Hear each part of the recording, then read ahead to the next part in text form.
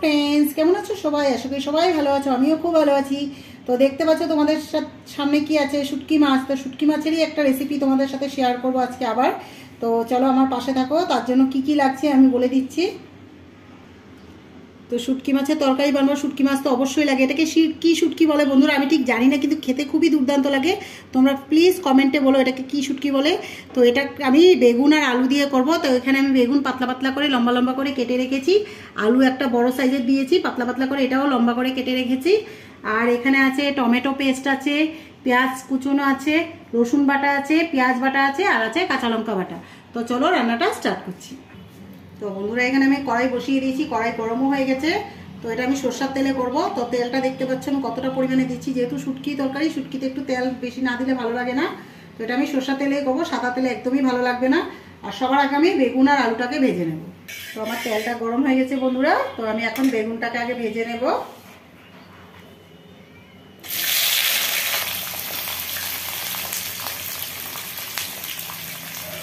বেগুন আর আলু একসাথেই ভেজে নিচ্ছি দুটা।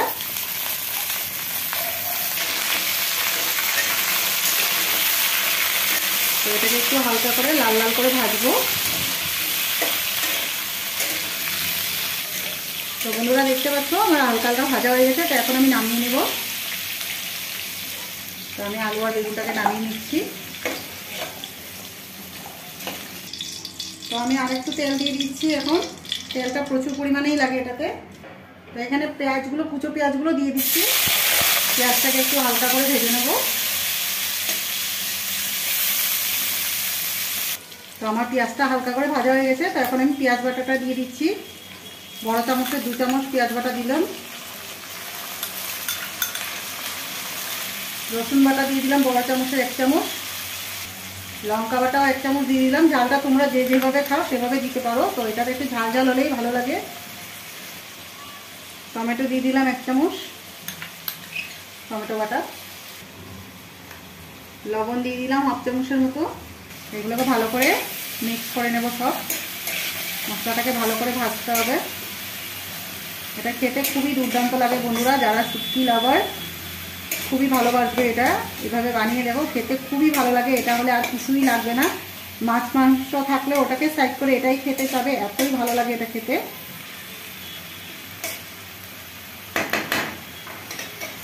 অল্প করে হলুদ গুঁড়ো দিয়ে দিলাম, অল্প করে কাশ্মীরি লঙ্কা গুঁড়ো দিয়ে দিলাম, কালারটা ভালো আসবে। অল্প করে জিরের গুঁড়ো দিলাম। এখন এটাকে ভালো করে কষাবো। এটা যত কষাবো ততই খেতে ভালো লাগবে, খুবই দুর্দান্ত লাগে। গন্ধটা এখনই বেরিয়ে গেছে বন্ধুরা।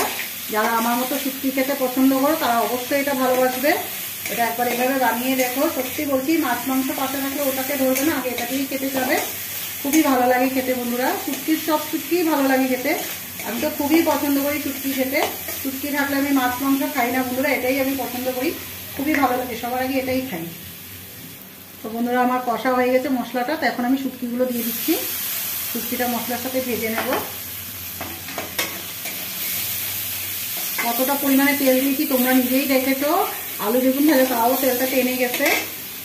ওটা তো বহুত তেল লাগে বন্ধুরা, কিন্তু খেতেও সেই স্বাদ। এটা ভালো করে একটু কষাবো, তারপরে আলু বেগুনটাকে দিয়ে আবার কষাবো। এটা যত কষাবে ততই রান্নাটা খেতে ভালো লাগে। খুব সুন্দর একটা গন্ধ বেরিয়েছে বন্ধুরা, সত্যি কি বলবো। তো দেখতে পাচ্ছ বন্ধুরা ভালো করে কষা হয়ে গেছে, তেলও ছেড়ে এসছে। তো ভালো করে কষা হয়ে গেছে। এখন আমি এখানে আলু বেগুনটাকেও দিয়ে দিব। এটা দিয়ে আরেকটু মশলাটা কষাবো। দেখতে পাচ্ছ বন্ধুরা কতটা পরিমাণে তেল গেছে, প্রচুর তেল লাগে এটাতে। এটাকে হালকা হাতে নাড়বো, নাহলে বেগুনগুলো একদম ভেঙে যাবে। বেগুনগুলো ভাঙলে ভালো লাগবে না। বেগুনটা অলরেডি আগে ভেজে নিয়েছি, জাস্ট মশলাটার সাথে মেশাবো একটু। খুব সুন্দর গন্ধ বেরিয়েছে বন্ধুরা, তোমরা এভাবে ট্রাই করো, ভালো লাগবে খেতে। তো 2 মিনিটের জন্য হতে দেবো, তারপরে সামান্য পরিমাণে জল দেবো। তো আমার ভালো করে মশলা কষানো হয়ে গেছে আলু বেগুনের সাথে। এখন আমি সামান্য পরিমাণে গরম জল দেবো, বেশি দেবো না। এখানে তেল ছিল, ওটাই আমি গুলে দিয়ে দিচ্ছি, যেন তেলতে গায়ে লাগে।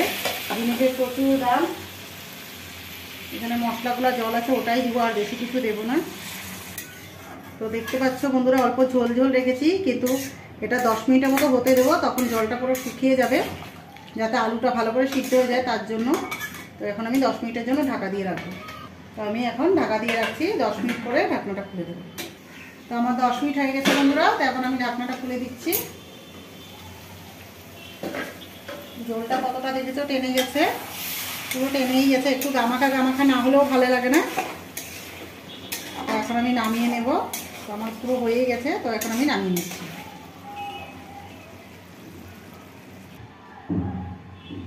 তো বন্ধুরা দেখতে পাচ্ছ কত সুন্দর হয়েছে আমার শুটকি মাছের আলু বেগুন দিয়ে তরকারিটা। তো ভিডিওটা ভালো লাগলে লাইক, ফলো, শেয়ার, কমেন্ট করতে ভুলো না। তো তোমরা প্লিজ অবশ্যই একবার ট্রাই করে দেখো, খেতে খুবই ভালো লাগবে। তো আজকের মতো এতটুকুই, আরেকটা ভিডিও নিয়ে আবার হাজির হয়ে যাব আরেকদিন। তো আজকের মতো টাটা।